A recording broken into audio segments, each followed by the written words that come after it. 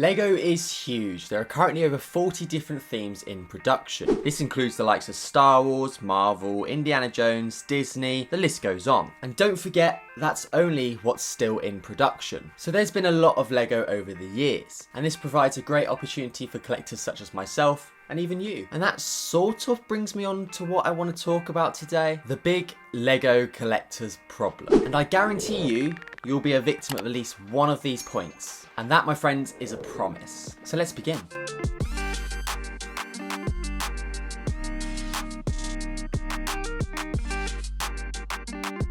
You can probably already tell what's going on here. Multiple purchases. I mean, why do I need 6 of these Disney sets, another 4 fighter tanks, and then 4 of this specific Avatar set? Well, the answer's quite short, really.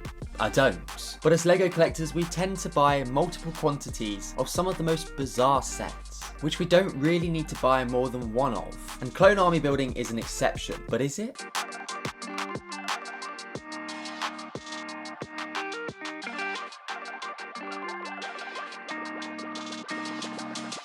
Now this is a very common problem, unbuilt sets. Now unless you are an unbuilt set collector where you just like to buy the boxes and have them to display, there's nothing wrong with that. But for most of us who do like to display some of their Lego, I'm talking about having sets which you've just kept in box, which you mean to build and you've not built in ages. And you've had them forever and you still haven't built them. And I'm not just talking about 1 or 2, I'm talking about 10, 20, 30, even more than that. AKA the big Lego backlog. I'm challenging you right now to go to the comments and truthfully tell me how many sets you have which you haven't gotten round to building. Me personally, I've got to have at least 20 here, at least.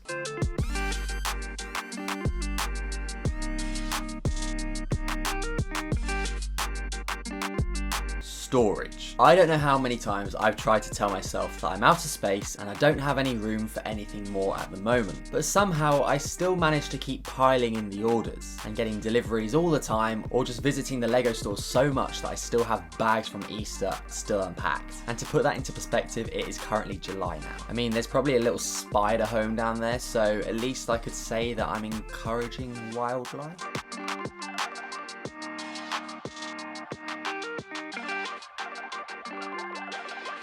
Clearance, the word we all love to hear. For some reason, when a Lego fan sees a label saying 40% off, 70% off, even 90% off, we all go nuts. Now don't get me wrong, clearance is amazing, but it's also an enemy. How many times have I ended up clearing out a shop and buying a shelf full of sets when I just really didn't need to buy a shelf amount of that one set, just literally because it's a good deal. Yeah, I hear what you're saying, it's a good investment, it's a good deal. And to keep with this Avatar set, for example, I got it for nearly 50% off. But what am I going to do with 4 of them for the next couple years until they retire? Where am I going to put them? Because I don't have much space, and that's even if it does retire in the next couple years. And so why did I buy 4 of them when I only really need 1?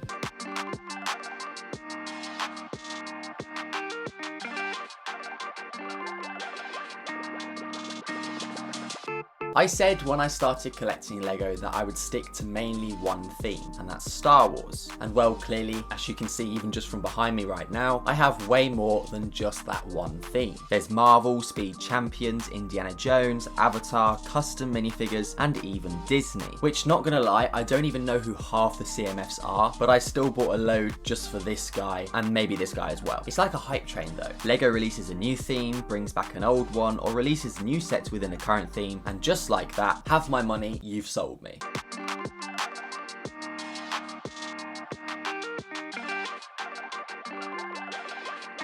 Budget. I don't know how many months in a row I've said to myself, this is your budget, now stick to it. But each month it's like the Empire's invading my wallet, or something which requires $250 to get. I mean, seriously Lego, how much? With all that being said, I still have to go and get it. But on a side note, I think this Disney 100 gift with purchase is probably one of the best ever to be provided. That's just a small list of everything off the top of my head that I can think of. And all jokes aside, don't worry, I'm not in a financial crisis, but I am in a serious space and time crisis. Now that just sounds like Doctor Who for some reason, but you know what I mean. So how many of these can you relate to? Let me know in the comments down below. I'd love to hear all your thoughts. Until next time, stay safe everyone, and I'll see you all soon. Bye.